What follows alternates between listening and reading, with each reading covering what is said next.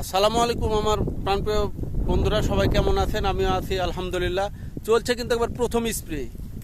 আমার এক কৃষক বিষ দিচ্ছে, উনি কিন্তু ডিলার। আমরা কিন্তু আজকে জানবো যে উনি কি বিষ স্প্রে করে, আমরা কিন্তু দেখবো। আসসালামু আলাইকুম ভাই, ওয়ালাইকুম আসসালাম। ভালো আছেন? আলহামদুলিল্লাহ। ভাই তো ডিলার, আমরা জানবো আজকে। আমার আহ, বন্ধুরা বলেন যে আপনি কি কি বিষ স্প্রে করছেন।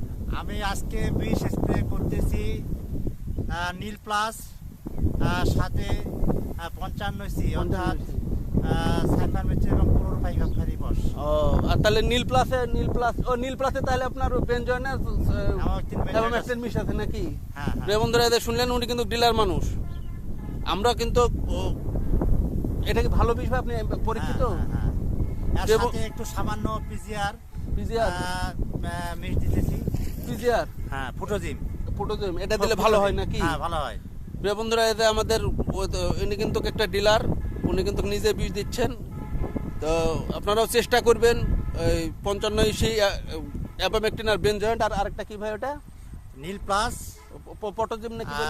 আর ফুটোজিম। ফুটোজিম PGR পিজিআর।